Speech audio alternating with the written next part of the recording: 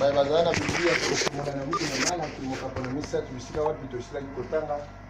C'est par là que nous allons débuter ce soir. Ezali na isika yango nde tokobanda na mpoko lelo. J'aimerais que ce soir, ça soit une causerie, un partage comme un père qui parle à ses enfants. Deko, na poko lelo na lingete ezala libula, ezala lisolo, ezala likabo neti tata nyonso asolaka na bana na ye. Amen. Amen. Aujourd'hui, Dieu m'a parlé. J'étais ici la journée.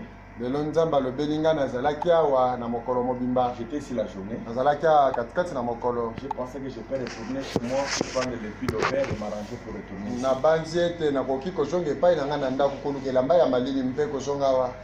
En cours de chemin parce que je venais à pied. Kasi ntango na bandaki okende ntango na bandaki zonga na makolo. Le ciel m'a parlé. Lole lobelinga yi. Qu'est-ce que Dieu m'a dit? Ce sont des choses qui me révoltent. Ezali makambo etomboki.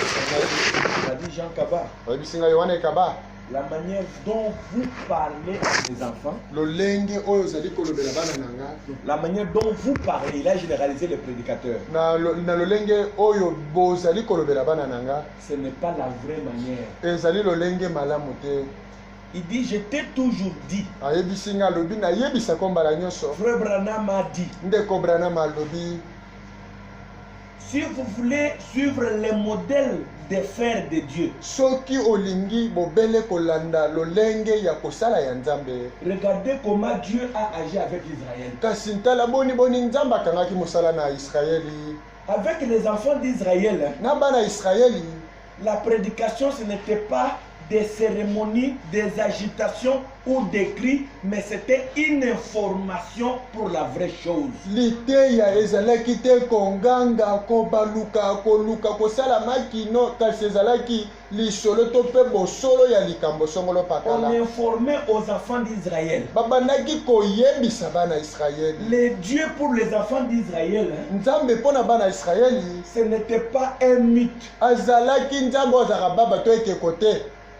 C'était une force réelle qui était leur secours et leur force. Pour bana Israël, Nzamba azalaki bokasi ya solo ezalaki etumba monene pona bango. Les enfants d'Israël voyaient d'autres peuples avec leur Dieu et leur force qui venaient les attaquer. Bana Israël babandaki omona mabota misusu bazalaki na banzambe na bango na bokasi na bango ya kobundisa bango. Et eux aussi avaient leur Dieu. Kasi bana Israël pe bazalaki na nzambe na bango. Quand les ennemis venaient, tango bango na babandaki opusana. Ce n'était pas quelque chose d'imaginaire sur la cime.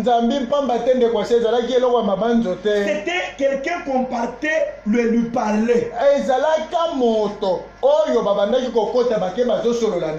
quand on le parlait, Dieu écoutait et venait, il agissait. Mes frères et mes soeurs, c'est-à-dire quand Dieu a envoyé un serviteur, ce n'était pas pour venir montrer une connaissance supérieure aux autres. Non, on lui envoyait avec une information. Une information sur une circonstance qui était sur le terrain. Et j'ai compris quelque chose. Vous êtes les hommes d'affaires de cette église. Il y a des dieux dans ce monde. Amen. Ezalina banzambe na mokili oyo. De Miami. Ezalina banzamba soloka. De Mikoko. Ezali nzambe ya bikeko. Il y a plusieurs dieux. Ezalina nzambe banzambe bazali bikeko. Ils viendront vous attaquer. Bayeba koya kobundisa bino. Il y a des choses qu'on va enterrer devant vos magasins. Ezalina biloko bakoya kokunda bikilaki na bakundela bino liboso ya porte. Ils viendront, ce sont des esprits réels. Bandoki bakoya bandeko bazali milimo ya solo. Pour ravir ce que vous avez. Pona kobotola mayenyonso boyali na yango. Les féticheurs viendront. Banganga bakoya. Les occultistes vous tenteront. Les francs-maçons viendront. Aujourd'hui, je vous donne une information venant de votre Dieu. Quand ces forces viendront, tu te mettras debout avec un Dieu comme des juniors. Un Dieu comme des juniors. Il a dit maman, quand il y a des tonnerres comme ça, je ne veux pas un Dieu qui est collé dans la Amen. Merci, Merci, Seigneur. Je ne peux pas un de mes grands-pères. J'aimerais quand le tonnerre gronde. Je retiens Dieu que je peux toucher. Et quand je sais qu'il est là, je ne peux pas craindre le tonnerre. Que quand les ennemis viennent, un sorcier est venu. On a enterré le fétiche. Comme on avait enterré chez frère, mon papa. Quand je suis arrivé, j'ai vu un chat enterré. Un pigeon enterré. J'ai dit maintenant, il ne s'agit pas de l'histoire. Parce que le chat est visible. Le pigeon est visible. Un Dieu visible. Seigneur,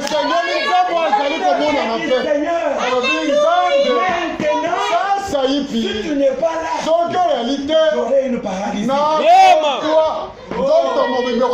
Si tu es là, ces gens verront que tu es au-dessus d'eux. J'ai le frère Branham.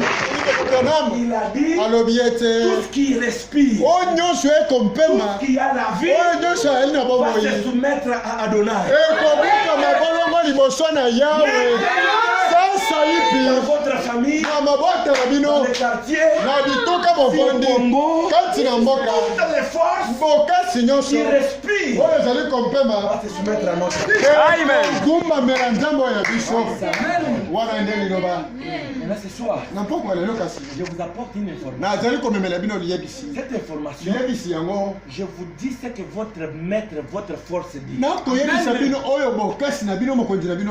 Avec les enfants d'Israël, on venait pour leur dire, Dieu a dit, tu es un agneau, prenez le sang, placez sur les linteaux, parce que la nuit l'ange de la mort va passer.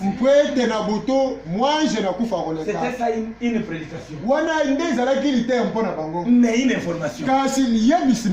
Une chose réelle. Et quand il mettait ça en pratique, la nuit, il voyait l'ange de la mort venir. Et là où il y avait le sang, la mort passait par-dessus. Dieu a dit ne faites pas ça. Dieu a dit ne faites pas ça. Ils observaient ça. Ils observaient ça. Ils faisaient ça. Et ils s'étaient échappés. Et j'ai compris que quand un prédicateur est appelé par Dieu, quand Dieu a envoyé Jean Kaba, si réellement j'ai un ministère, j'ai une information pour vous dire. Et quand vous allez le faire, il faut que celui qui m'a envoyé soit avec moi. Et vous puissiez le voir. Et ça suffit. Ne demande pas une comparaison. Chacun a sa mission.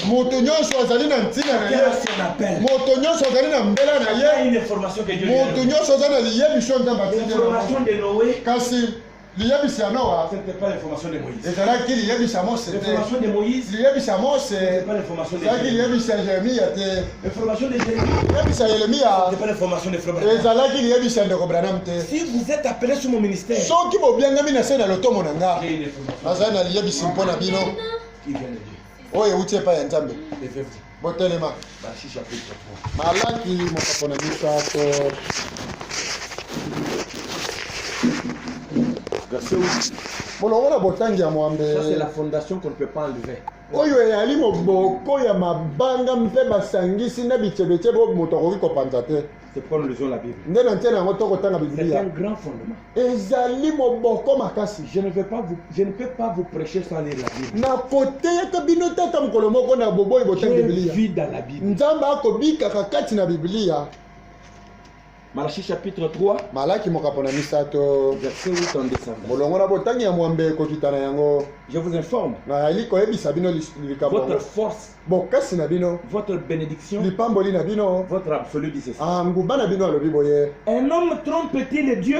moto akoki kokosa nzambe car vous me trompez. po ete bino bokokosa ngai. Et vous dites là, vous êtes là. Mpe boyali koloba bisika En quoi boyali avons-nous trompé? biso tokosi yo na nini? Dans les dîmes et les offrandes. Tokosi yo na mabonza mpe moko na Ce zomi. n'est pas la parole de Jean Kaba. Eyali maloba ya wana ekaba Ça ne te. vient pas de mon grand-père. Euti epa ya tata ya wana Ça ne ekaba vient pas de te. mon père. Euti epa tata ya wana Ça ne ekaba vient pas de te. ma famille. Euti ata kona libota na Ça ye vient te. d'en haut. Euti na lola Auprès d'Adonai. pembeni ya Yawe Le Dieu de Frère Branham. nzambe ya Mettez-vous ya et Thomas Branham. Fanda pe yoka.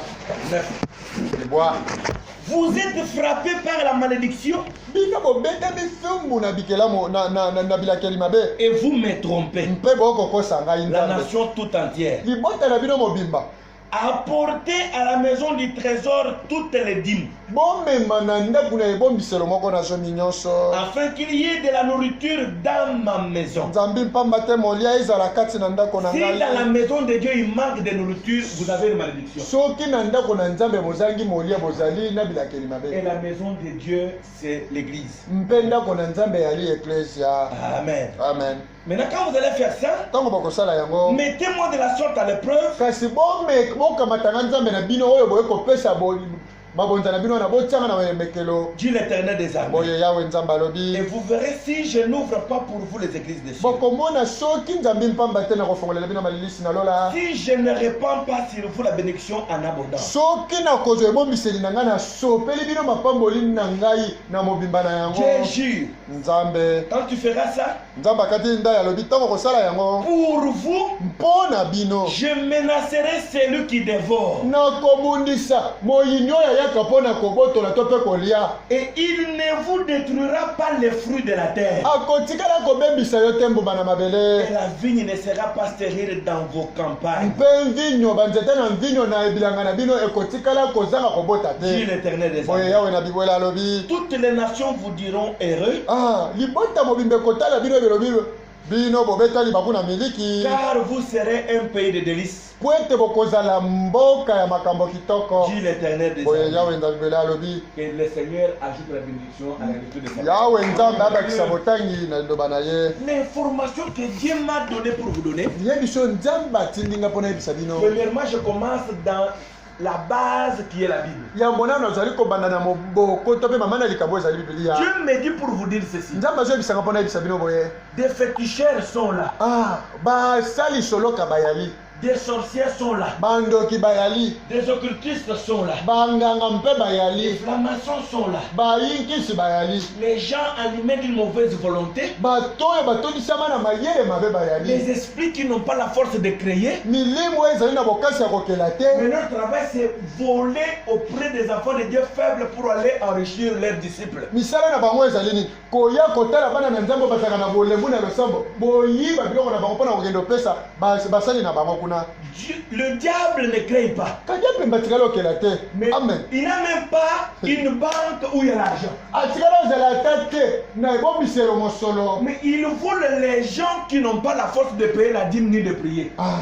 Kasi yayaka koyiba kaka bato bazanga bokesi ya kosambela to mpe ya kofuta moko na zolo. Frère Branham ne ment pas. Ndeko Branham kosaka te. Frère Branham dit la vérité. Ndeko Branham alobi bosolo. Il dit, Alobi quand on avait arrêté la barrière de Jésus, tango Pour Jésus. tango batiaki ebaka mpona Yesu. tu ne passes pas sans part, sans pour ne pas payer les impôts. Yesu okotikala koleka awa te soki ofuti mpako te. Il a dit à Pierre, Atali ya elobi petelo. va dans l'océan, Kende na yebale. va dans la mer, Kende na yebale. va aller pêcher le poisson, Kende zondobo na yo bwaka loba mbisi. déchire ce poisson-là. Panza ye na libongo na À ye. l'intérieur de ces poissons, il y a l'argent. Kati na miso okokanga na kokuta mosolo. Venez payer les impôts. Ya kofuta moko na ya kofuta Le prophète dit, mosakoli alobi cet argent-là, mosolo wana c'était d'un commerçant ezalaki ya moyi mosolo to mpe mombongo qui quittait une ville, oyo abandaki olongwa na engumba songolo traversait sur l'eau azokatisa yebale pour aller faire le commerce dans une autre ville. mpona kokende kosomba biloko to mpe kosala mombongo na ye na Mais mboka comme il ne payait pas la dîme, lolenga bando ofuta moko na zomi l'argent te est tombé dans l'eau. mosolo ekweyaki ye na mai Quand l'argent est tombé, ntango mosolo ekwei ye le poisson venait avaler ça. mbisi wana ye aye komela mosolo wana Et quand Jésus avait besoin d'argent, ntango yesu azalaki mposa na mosolo comme il avait ravi l'argent entre les mains d'un incrédule, lolenge abotelaki mosolo katikati ya maboko ya moto il a dit makasi à Pierre allez prendre cet argent. ayebisi petelo okende kamatelanga mosolo C'est wana pour vous dire que ezali mpona koyebisa bino boye c'est comme ça aussi que le diable fait. ezali bongo mpe kali mpemba asalaka Il vole l'argent des enfants de Dieu. ayibaka mosolo abana na nzambe Que Dieu t'a béni. oyo nzambe apamboli yo Là où tu n'as pas la force de payer la dîme, esika ozali na bokasi ya kofuta moko na zomi là où te tu n'as pas la force de prier, esika ozali na bokasi ya kosambela te il viendra te voler. aye ayibi yo Vous voyez ce que Dieu dit. mpona yoka oyo nzambe azoloba Vous me trompez. bino bokokosa ngai La nation tout entière.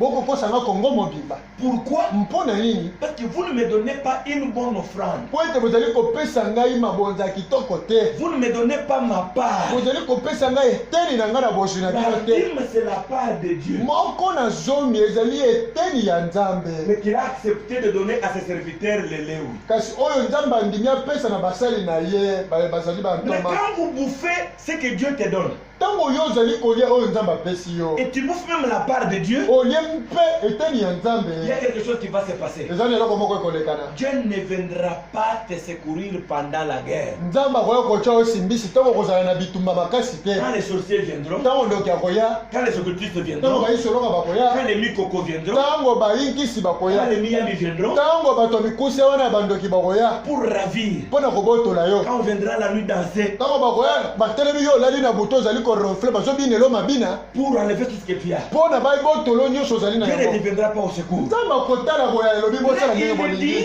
kasi alobi Quand tu apporteras la dîme, ntango komema moko na zomi quand tu apporteras l'offrande ntango komema libonza na yo dans sa maison, na ndako na ye il sera l'ennemi de tes ennemis. akozala monguna aye liboso atelemi banguna abundisi bango Les jours où toi tu n'auras pas la force mokolo oyo kozala bokasi de prier, tu dors. ya kosambela ndeko fiston Quand les sorciers viendront, ntango bandoki bakoya lui combattra à ta place. ye akobundana esika na yo Et il te promet en disant, azali kokata tseleka mpe koloba ton champ ne manquera pas de fruits. elanga na yo ekotikala kokauka tata mokolo moko ekobotaka kaka bambuma Les choses qui rongent les semences, ils ne viendront pas manger tes semences. banyama bandeke oyo bayaka kopikola kobebisa bambuma bakokomaka na nzete ya bambuma na yo te C'est une manière spirituelle. eza lolenga molimo Les ennemis qui viendront pour ronger, banguna oyo bakoya mpona kobotola pour rendre tes vignes stériles.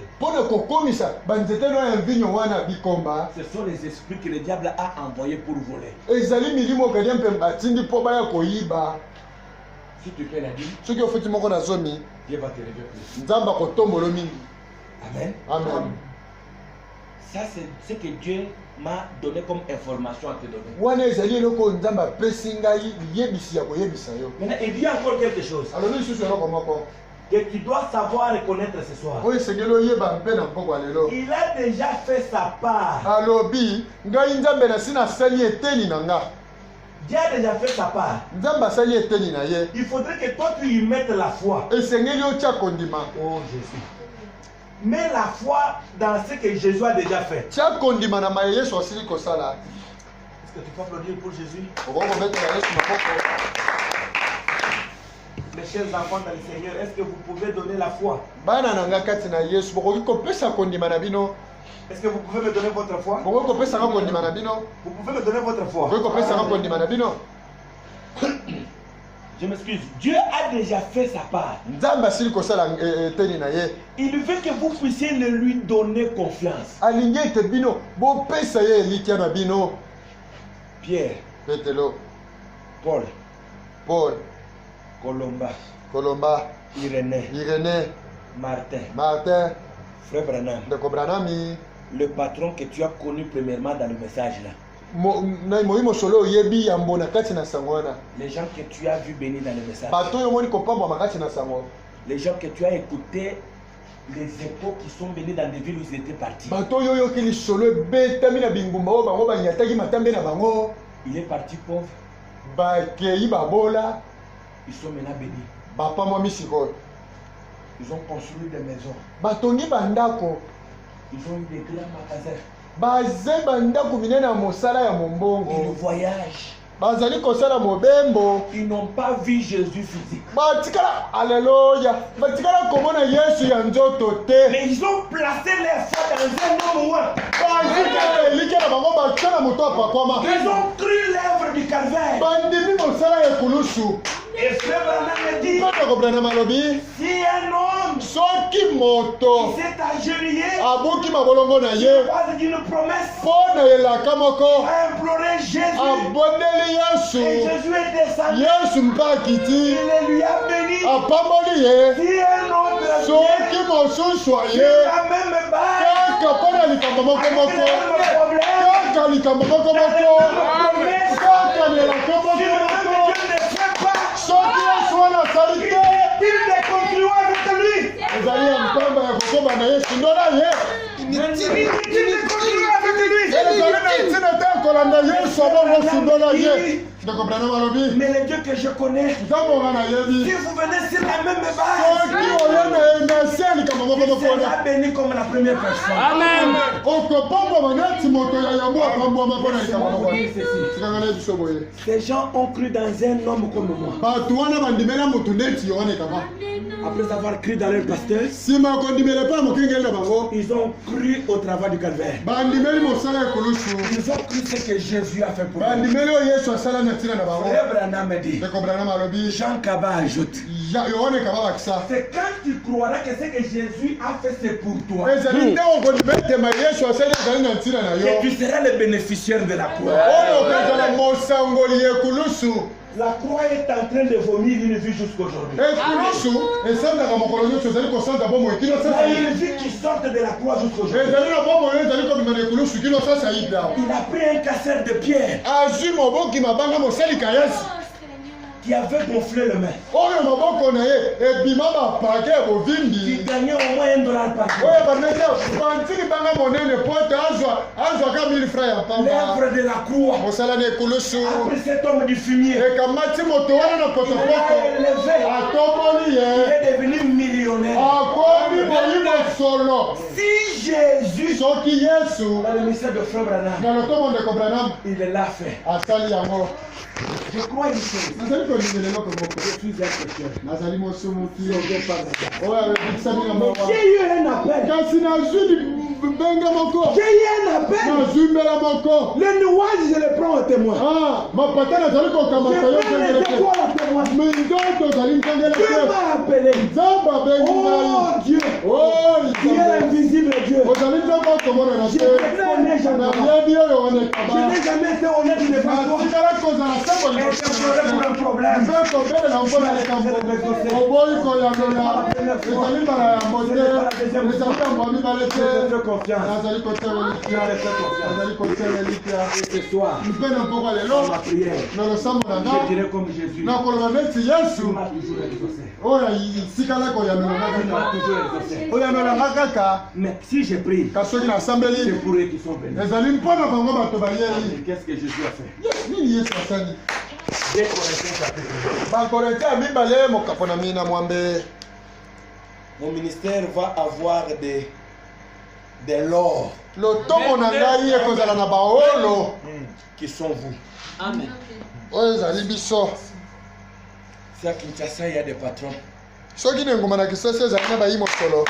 que vous soyez parmi. Amen. Amen. Bozala katikati na bango. Je ne veux pas de petites choses. nalingi tu makambo ya mike te. Que mon Dieu vous élève plus haut. nzambe na nga tombola bino likolo mingi. L'élévation de Dieu est différente. bofuluki na nzambe ekeseni. Où est-ce que vous allez croire? esika nini bino bokondima. Vous allez croire dans 2 Corinthiens chapitre 8, alleluya. verset 9. Amen. 2 Corinthiens Alléluia. chapitre 8, verset 9.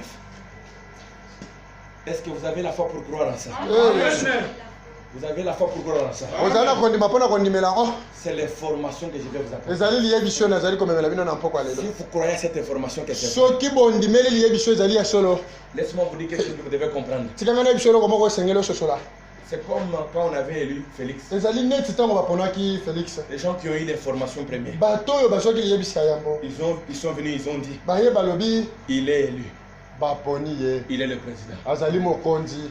Les gens qui ont reçu la première information. bato bayambi liyebisa ya liboso Il est ressuscité. ye asekwi Ils l'ont vu. bato bamoni ye Je vous apporte l'information. nazali komemela bino liyebisi L'information de la Bible, liyebisi ya biblia c'est l'unique information qui est vraie. ezali liyebisi moko ezali bosolo Ça, ce n'est pas un mensonge. oyo ezali lokuta te Ça, c'est infaillible. oyo ezanga ekakabaka te Croyez dans cette information. ndimele liyebisi oyo Mettez ça dans ton âme. tiango na moloko na yo Croyez que c'est pour toi. ndima ete ezali mpo na yo 1 Corinthiens chapitre 8, bakorintia ya mibale mokapo na mwambe verset 9. molongo na botangi ya libwa Quelle est l'information? liyebisi ya nini mokengeli Car vous connaissez la grâce de notre Seigneur Jésus-Christ. po ete boyebi ngolu ya nkolo yesu na biso Oh, je me sens bien. o nakomi yoka malamu Car vous connaissez la grâce de notre Seigneur Jésus-Christ. po ete boyebi ngolu ya mokonzi mpe nkolo yesu kristo ya Qui biso pour vous oyo azali mpo na bino s'est fait pauvre, ye misali mobola des riches qu'il était, ye mozwi mokolo biloko oyo azalaki afin que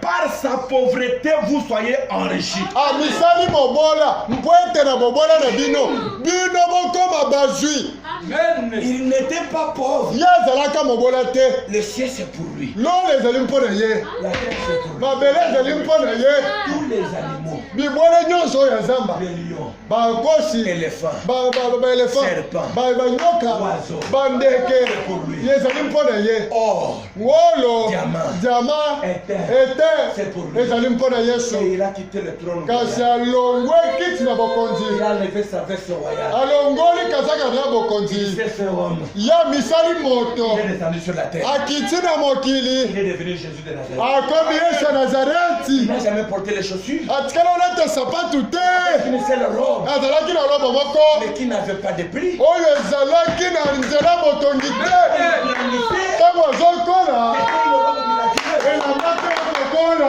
lui grandissait avec ça. ya banda kokola elongo na Il yango n'avait pas de maison. azalaki na ndako te Que toi tu construises des claques. ete yo otonga bakula minene Lui n'a pas eu de maison. ye azwi ndako te Que tu construises à Bombay. po ete yo okende kotanga na dombe Possession des Je crois ce soir. amen nakondima mpe na pokwa Je lelo crois ce soir. nakondima mpe na pokwa lelo Il n'avait pas de maison. azalaki na ndako te Pour que tu aies des maisons. po ete yo ozwa ndako Il ne s'est pas marié. ye abali te Pour que toi tu peux marier. po ete yo obala obota Il s'est fait pauvre ye misali mobola dans sa richesse. na bokonzi na ye nyonso Pour que azalaki toi nango tu prennes sa place. po ete yo okamata esika na ye ya Quand il mozwi est venu pauvre, ntango aye mobola il veut que les gens croient qu'il venait à travers toi. alingi ete bato bandima ete nzambe wana akopambola na nzela na ye C'est des grandes choses. sala makambo C'est des minene grandes choses. amen sala makambo Les minene gens les voient à travers toi. bato bamona nzambe wana na nzela na yo C'est des grandes choses. amen zwa ndako minene ya mosala J'ai vu dans cette ville namoni na engumba oyo la licence de mon Bajaj. namoni elembo ya moto bajaja ya boxer ezali mpona moto moko te C'est récemment ici que le prix de Kabila a acheté aussi. ezali na nsima wa nde leki ya kabila sombi yango Tu peux avoir la licence. okoki kosala mpe lolenge na yo Le patron des infidèles. mokonzi ya zefire ndeko Il avait zefire la licence de tous les outils usage unique. azalaki na elembo moko ya biloko nyonso basalelako sisi kosalela obwaki Il a fait ça seul. ezalaki nango ye moko C'est lui qui avait la licence d'amener ça au Congo. ye moto azalaki na lolenge na ye wana asalaki amemi yango na C'est un kongo frère du message. azali ndeko ya sango ti J'aime que tu trouves des licences. nalingi ete osala lolenge no moko Trouver des licences. ozwa lolenge Pour faire quelque chose, mpona kosala aleluya on te cherche. esengeli baluka yo esengeli baluka yo Jésus a déjà fait sa part. yesu asiye kosala ya ngambo na Il est ye venu pauvre, aye mobola riche qu'il était. ye mozwi lolenge Pour azalaki te rendre très. mpona kokomisa yo mozwi Toujours dans 2 Corinthiens, kaka na bakorinti ya mibale cette fois-ci au chapitre 9, mbala oyo na mokapo na libwa verset 10 jusqu'à 15. na molongo na botangi ya zomi kino na zomi na mitano Est-ce que vous êtes là, mes amis? bozali wana baninga Mes amis, est-ce que vous êtes là? baninga bozali wana Je lis au nom de Jésus. nakotanga na nkombo ya kolo yesu kristo Une information que je vous donne. liyebiso nazali kopesa bino C'est lui qui fournit de la semence au semeur. yesu wana nde azali kozwa nkona ye mokolo nkona ti azwi nkona akabeli bato baloni bilanga Quand il y a des champs, ntango bilanga eyali les ONG viennent babongisi makambo bayaka avec des semences. nankona pour distribuer aux semeurs, mpona kokabela bayibilanga pour qu'il y ait beaucoup de nourriture dans la ville. po ete molia ezala ebele na engumba Mais pour nous, kasi mpona biso notre ONG c'est Jésus. babongiseli na biso ayali yesu C'est lui qui vient avec des semences ye moto ayaka nankona pour vous donner vous des semeurs. ayaka beli moto nyonso yo moloni Maintenant vous vous semez où? bino bokokende oloni wapi Pour construire l'église. mpona kotonga yema Pour que les pasteurs vont évangéliser. po ete mokengela akende kopanda sango Pour que ta famille soit bien. po ete libotano ezala Pour malamu que tu portes une belle veste quand tu viendras à l'église. yolataka zaka malamu ntango ozoya na Pour que tu eklesia mettes des thés ici, les gens voient que ces gens-là sont bénis. po ete yo otelemisa mituka ya kanda ya bato nyonso bamona kekomba yo Ta femme, mwasi na yo ton argent, mosolo na ta yo voiture, motuka na pour yo la gloire de Dieu. ezali mpona nkembo na nzambe La Bible dit, biblia elobi c'est lui qui fournit de la semence aux semeurs ye nde azali komema nkona epai ya moloni et du pain pour sa nourriture. mpe lipa mpona molia na yo Vous fournira et vous multipliera la semence. akopesa yo nkona mpe akofulukisa yango mingi Et il augmentera les fruits de votre justice. ye akobakisa bambuma ya bosambi na yo Vous serez de la sorte enrichis à tous égards pour toute espèce de libéralité qui, ndeko na bonsomi mobimba na lolenge ya kibomoto mobimba okopambwama na lolenge nyonso ya mokili par notre moyen, epai na nzela ya lolenge na biso feront offrir à Dieu des actions de grâce. esengeli komemela nzambe wana kokabela ye makabo ya ngolu Car les secours de cette assistance, po ete lisungi ya likambo oyo non seulement pourvoient aux besoins des saints, ezali kaka mpona kotala bamposa ya oyo ya yo te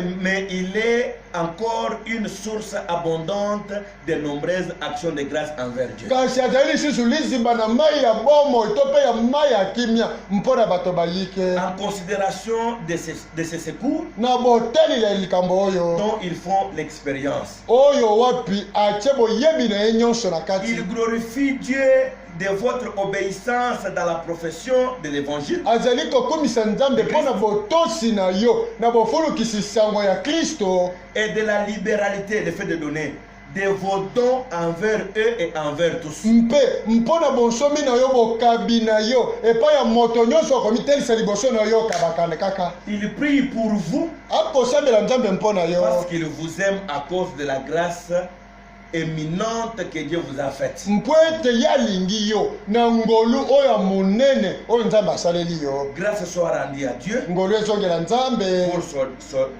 son don merveilleux. mpona likambo na ye ya kintoko Amen, amen. amen Amen, amen. amen C'est ça l'information pour te dire que Jésus a déjà fait sa part. oyo ezali yebiso mpona koyebi soki yesu asasali eteni na ye Il faut croire en ça esengeli kondimela yango pour que tu possèdes. po ete yo ozwa eloko na yo Maintenant, une information pour c'est quoi?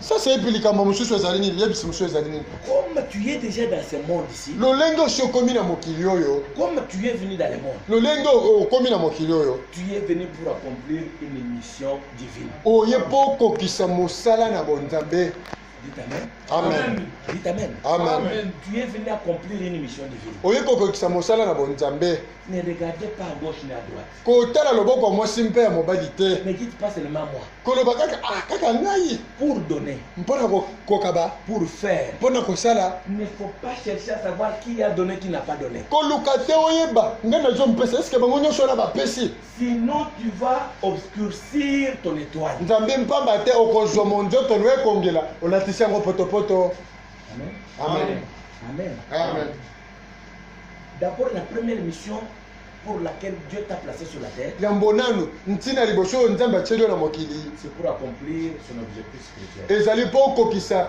ntina na ye ya molimo Gagner les âmes, kolonga miloko gagner toi-même, yo moko omilonga nanu gagner ta famille, olonga libota na et yo soutenir l'œuvre de Dieu que cela aille de l'avant. otia simbisi na mosala na nzambe ete yango efulu kekende Si liboso Dieu t'a donné de l'argent, soki nzambe apesi yo mosolo la possibilité d'avoir 100 $, apesi yo makoki ya kozwa 100 $, Dieu ne veut pas voir son travail trébucher ou traîner tant qu'il continue à te donner 10 francs, 10 $. nzambe alingi komona mosala ne koumela kotepatepa ntango ye azali kopesa yo 100 $ na 10 $. Non. te N'acceptez pas de voir ça. kondima te omona yango Dieu ne veut pas voir son serviteur en train de pleurnicher. Il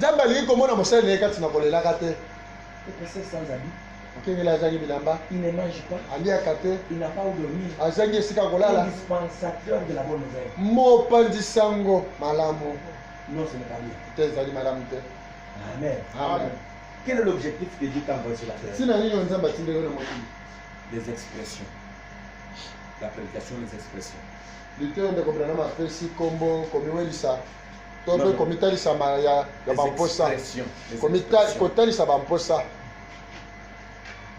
Du 13 mars 62.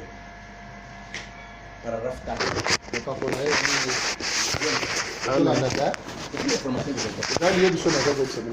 Maintenant, nous allons les considérer en prenant l'exemple de l'arbre.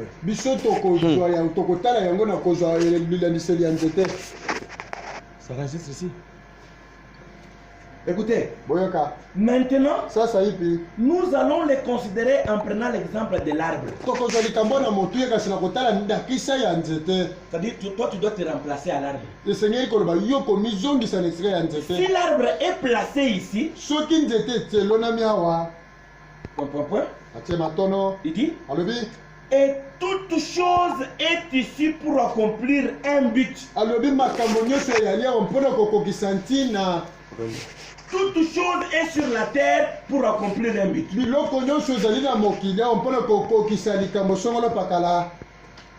Tout comme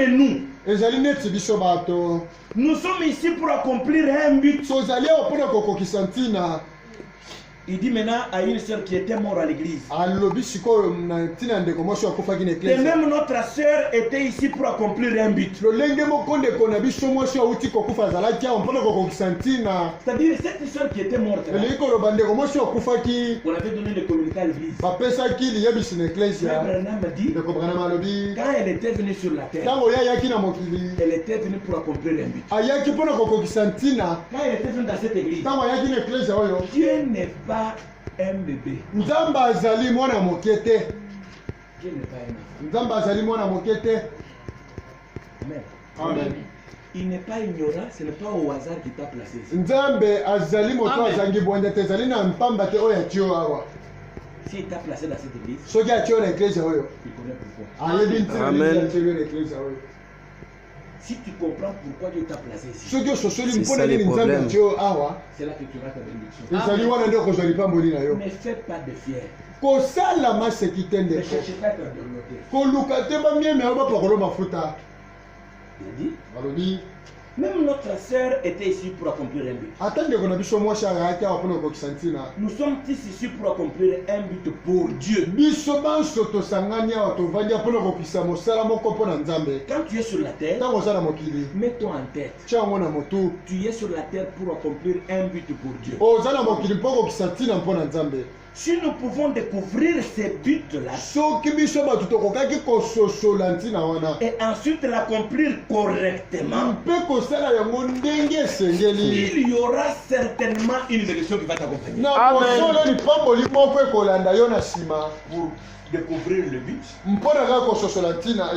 et l'accomplir correctement. Il y a des choses. Tu peux découvrir le but. Mais ne pas accomplir ça correctement. Il faut faire les deux. Découvrir le but et l'accomplir correctement. Amen. Amen. Amen. Amen. C'est là que vous serez bénis. J'ajoute encore. Quand est-ce que quelqu'un peut préparer sa vie? Quand est-ce que tu vas aller à la recherche de ce but?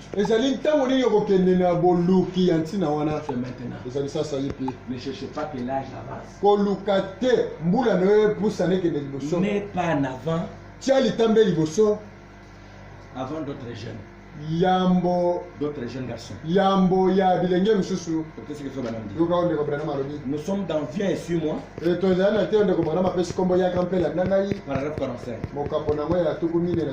C'est une information que je vous donne. C'est comment? Vous bâtissez votre personnalité quand vous êtes jeune. Yo ozali kobundisa kibomoto no. Vous bâtissez. Bozali kotonga kibomoto no tango ozali na elenge.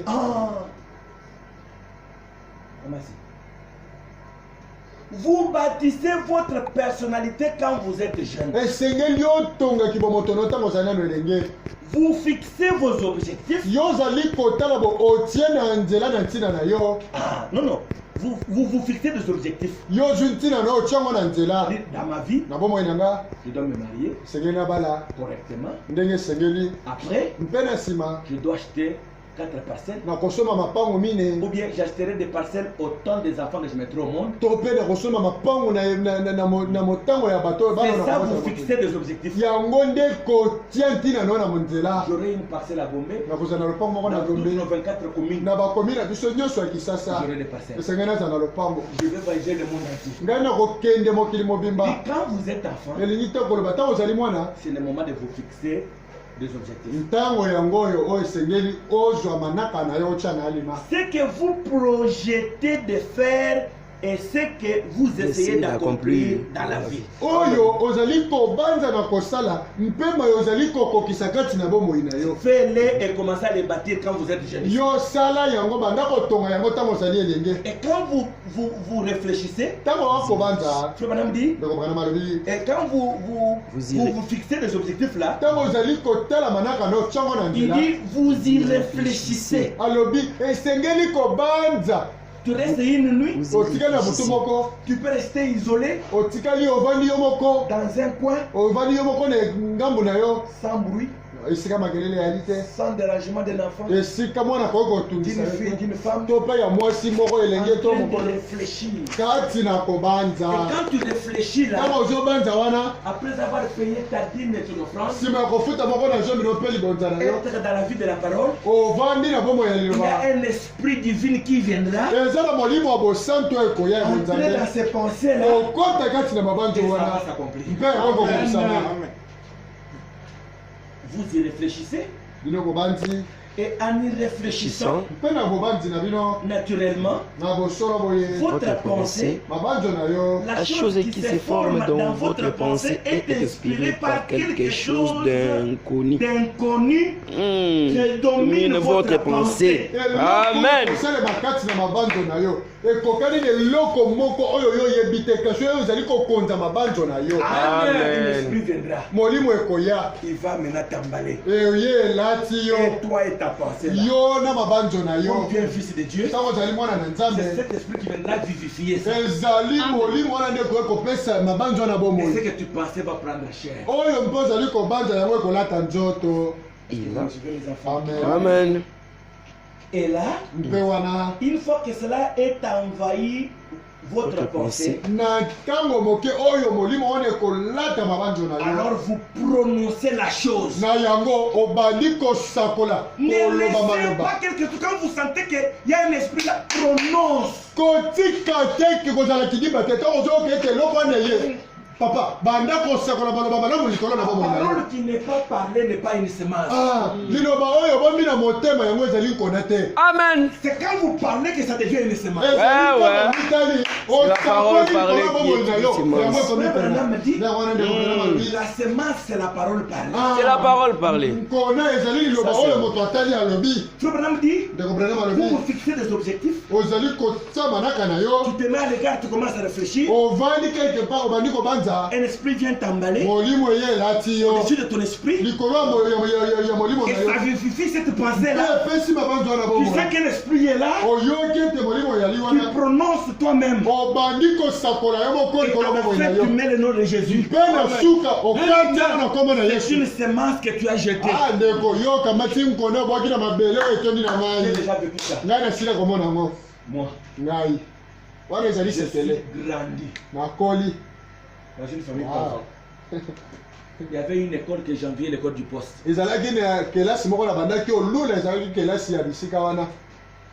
C'était seulement des enfants de gens très riches qui étudiaient. ezalaki kaka bana ya ba nde babandaki kotala Avant de passer devant les écoles, ntango babandaki koleka liboso yekoliseli je wana disais toujours, babanda oloba kaka si mon père avait de l'argent, soki tata nanga azalaki na mosolo avait de grandes ambitions, azalaki na mabanzo to mpe makanisa malamu j'allais étudier dans cette école. nakokaki mpe kotanga na kelasi Mais moi, kasi nga mes enfants étudieront dans cette école. bana nanga bakotanga na kelasi J'ai oyo prononcé toujours ça. nabandaki oloba maloba wana J'étais célibataire. nazalaki monzemba Je me suis marié. na bali Qu'est-ce que Dieu a fait? nini nzambe asali Quand je me suis marié, ntango ngai na bali Dieu allait me placer dans une parcelle nzambe akei kotianga na lopango moko où les fondateurs, les coordonnateurs des écoles Miba étaient mon voisin avec sa femme prostituée. oyo wapi mokonzi to mpe motai ya bakelasi wana ya miba azalaki mozalisani ya mokengeli na mwasi na ya ndumba Il était dans la ville Miba. azalaki kuna na engumba miba Parce qu'elle était logée dans la ville.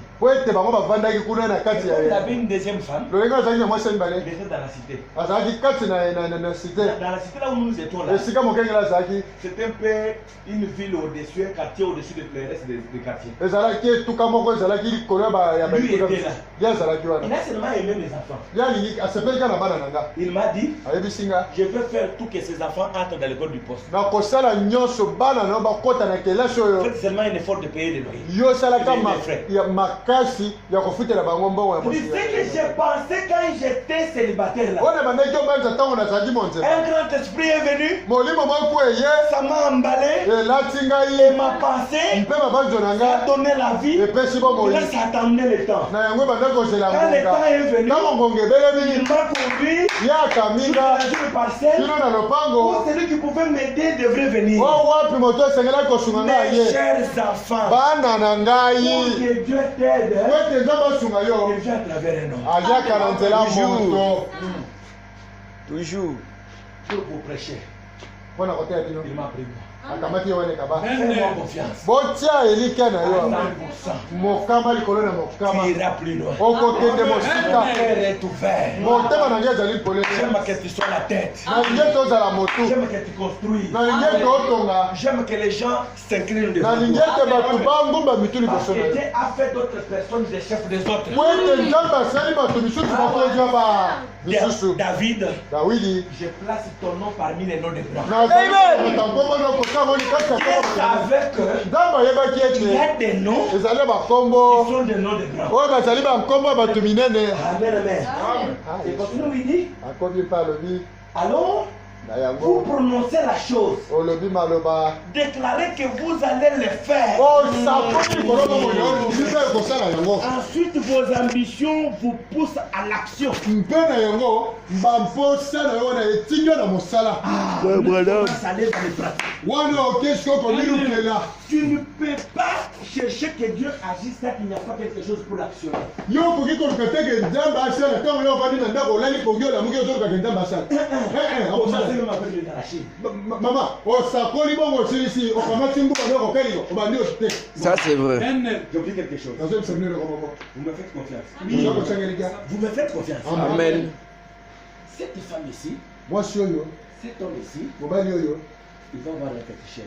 akozwa nganga Il veut aller voir un féticheur. alingi kokende koluka nganga Il entre dans la maison du féticheur. akoti na ndako ya nganga Mon cher féticheur, nganga na ngai toute notre famille est pauvre. libota na nga mobili ezali ya babola Depuis que je suis grandi, uta nabotami mpe nakoli je n'ai rien vu. natikala komona eloko te J'ai travaillé comme tout ça. nasali mosala neti moto nyonso Rien ne marche. namoni eloko te eloko okoki kotambola te Mais j'ai appris de toi. kasi ngai nayoki yo na lisolo Là, c'est un homme qui parle à un autre homme. wana ezali moto oyo avandi kotala moto mosusu kobetele lisolo Il lui dit, ayebisi ye tu as appris de quoi? oyoki nini J'ai appris que tu as une force ngai nayoki ete ozali na bokasi que je peux prendre. oyo ngai nakoki kozwa Aller mettre à ce que je fais. kokende kotia yango kati na mayo na akosala Et j'aurai la progression. mpe na kozwa mofuluki Écoute, yoka quand ce monsieur là-bas, ntango moto moto wana azoloba on ne lui donne pas l'argent. bapesi ye mosolo nanu te Le féticheur là dans sa petite maison, il n'y a pas l'argent.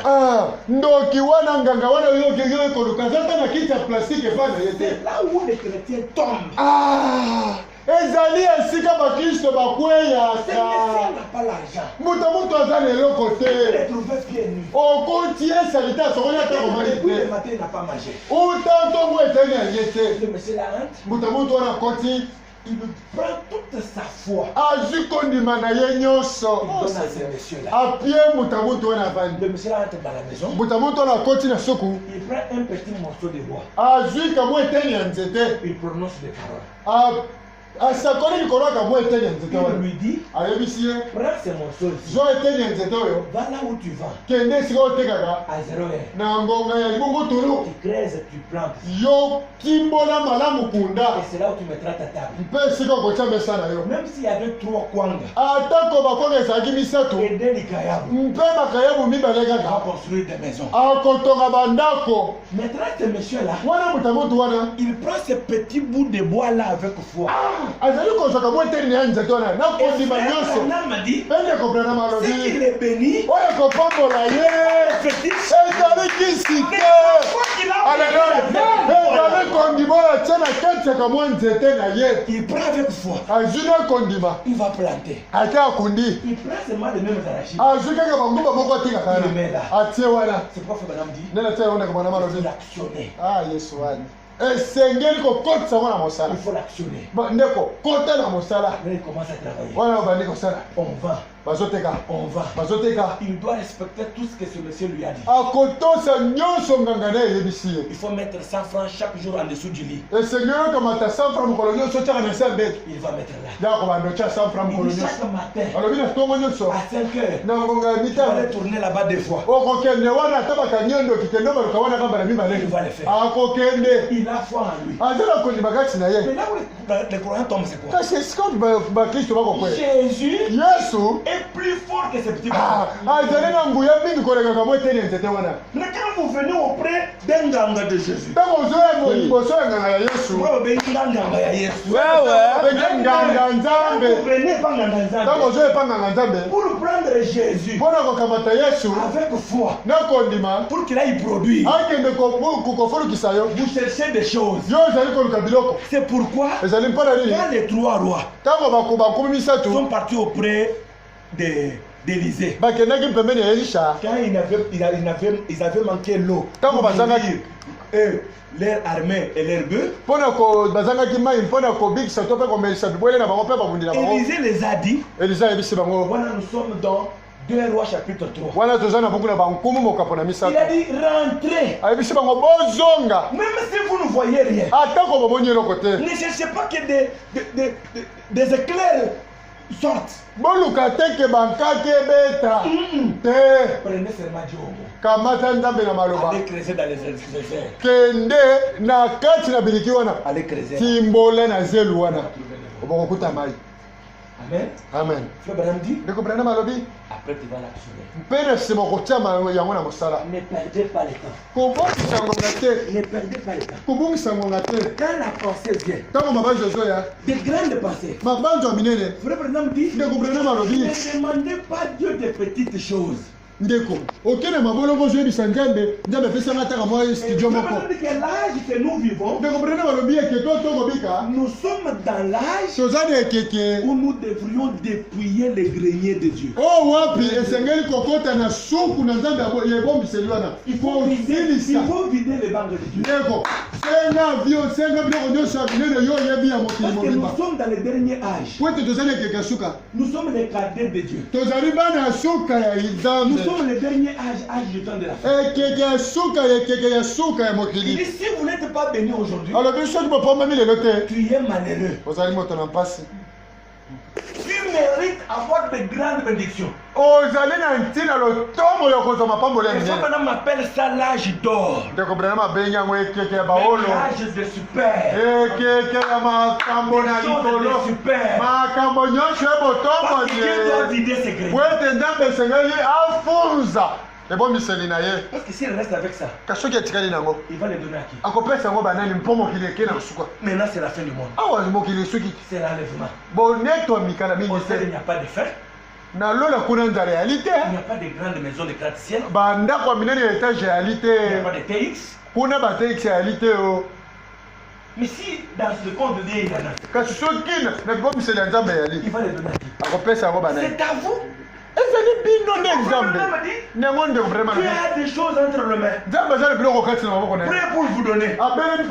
Qui va prendre? Vous êtes en train de crier. Et vous pensez ce que vous devriez prendre.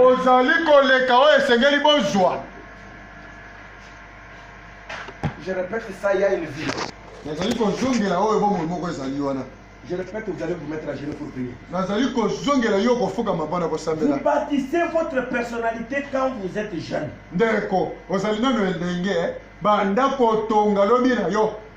Vous fixez vos objectifs. Qu'est-ce que tu veux devenir? Fixez vos objectifs. Ce que vous protégez faire et ce que vous essayez d'accomplir dans la vie.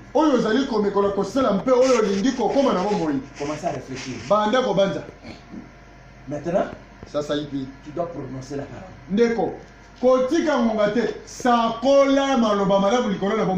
Et quand tu vas prononcer la parole, la chose va s'accomplir. Nous sommes dans le temps de ne pas reculer. N'ayez peur de personne. Avancer, c'est mourir. Non, non, avancer, c'est mourir. Avancer, mourir. Mais nous ne mourrons jamais. Amen. Amen. Nous luttons étant dans la victoire.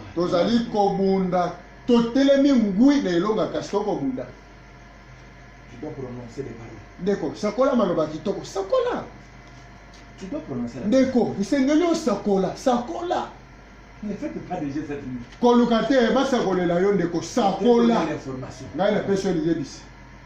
Les champs est vide.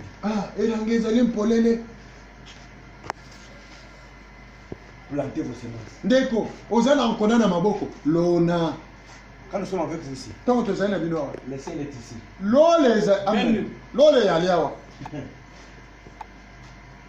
Je sens comme j'avais senti chez les frères Shekina. Il n'y avait pas des éclairs.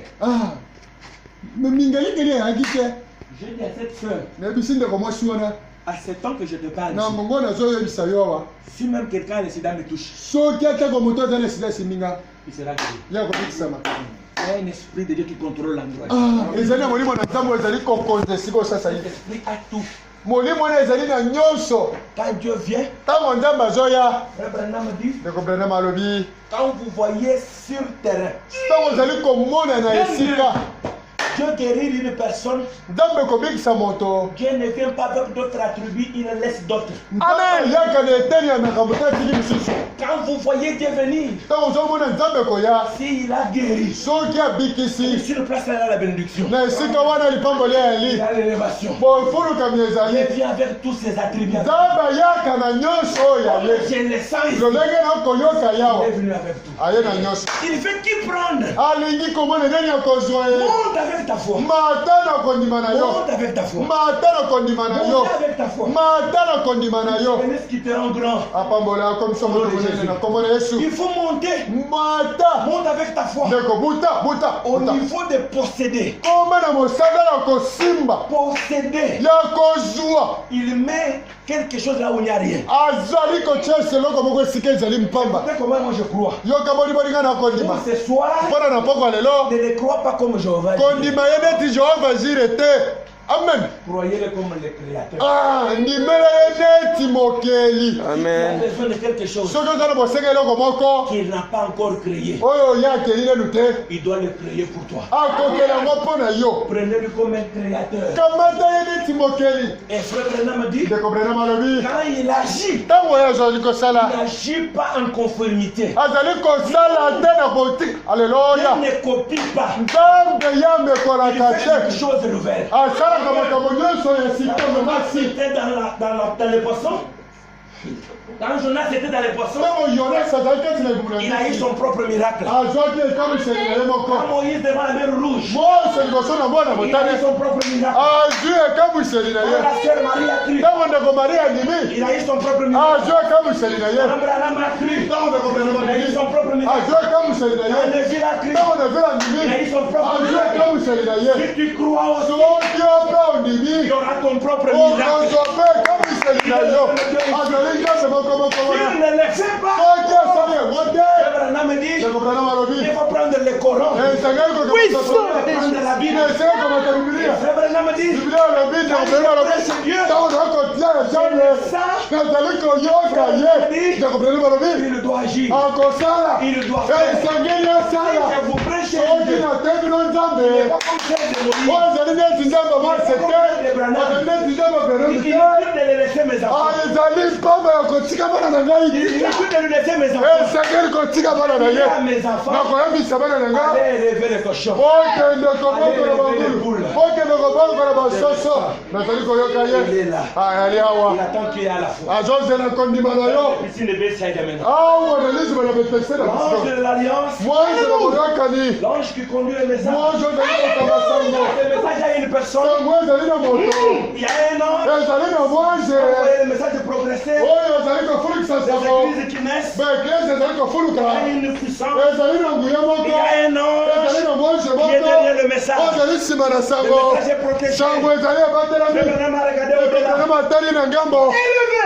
ntango Au nom de Jésus-Christ. akomokola yesu kristo Il y a un ange. ntango mwanze Et quand l'ange vient, ntango mwanze il akoya va progresser. efuta ozali Vous kofuluka m'avez regardé au-delà. ekokana matali na ngambo Il a dit, alobi personne ne tuera le message. moto moko te akoboma sango Il a vu un ange. po ete moni mwanze Archange. Dans le message. ya sango Il peut tuer le message. moto kokoboma sango Et il a dit, te alobi si vous voulez que votre église soki prospère, elikete noke dites liboso à ces gens, yebisa bato ce que oyo Dieu a fait dans ma vie. oyo eza kosala bomoi na À la nga montagne sur cette, nango basilisa il y a eu un tourbillon. ezaki na bakela Le ciel a mokote été ouvert. none efongwamaki Les anges sont descendus. banje bakiti Au nom de Jésus. tombomela kombo na Quand yesu les anges sont venus, ntango banje bakiti ils ont laissé des traces. bakiti bilembo Les pierres sont restées rectangulaires. yango etikala aleluya Vous partez aujourd'hui soki à la okelelo montagne sur cette, nango tu basilisete verras ça. okomona yango Le Dieu de Frère Branham, ndamba ndeko il Branham a prêché. atei Moi,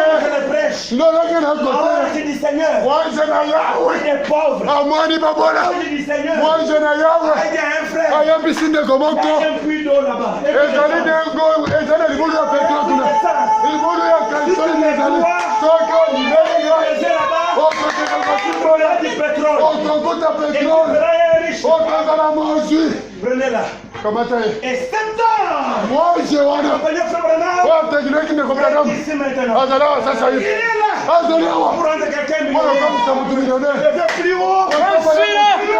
mosika mosika Plus haut. aleluya Royaume message. ndima sango Royaume Frère Branham. ndima ndeko Branham Il a appelé un homme chaud. oyo akamati motoli banti Il avait récité le Seigneur. oyo azalaki Et amerika balobi l'infidélité de la parole. mpe aleluya Aujourd'hui, lelo oyo c'est le jour J. ezali mokolo C'est yango le jour V. ezali mokolo Tout va changer. oyo nyonso kobongoma okokende liboso Procédez, soyez élevés au nom de aleluya aleluya Jésus. aleluya Que Dieu le fasse. nalingi ete nde basala yango Maintenant, sasa hivi il n'y a pas question de trop prier. ezali na Prononcez la parole. aleluya Prononcez la parole. loba baloba Si on prononce la parole, Montez. Montez. Prononcez les paroles. puissance de Jésus-Christ. Parlez. loba loba loba loba loba Prononcez les paroles. kapala maloba kitoko Qu'est-ce que tu veux? nini olingi Dis seulement ce que tu veux. loba oyo olingi Dis l'ange du Seigneur. yebisa moze Le Saint-Esprit de Dieu. Je sais que tu es là. nayebi ete ozoyokanga Merci Seigneur. Attelle-moi. Merci Seigneur. Attelle-moi. Merci Jésus. Appelle Marie. Je vais construire.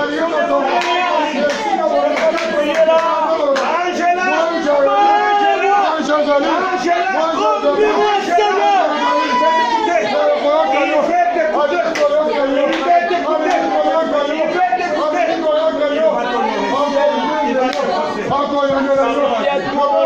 Cherchez la garantie. Luka Cherchez l'élévation. Cherchez les magasins. Mon Seigneur, tu viens pour bénir. Tu ne laisses pas que l'attribution. Tu viens avec toutes les attributions. C'est pourquoi je te loue.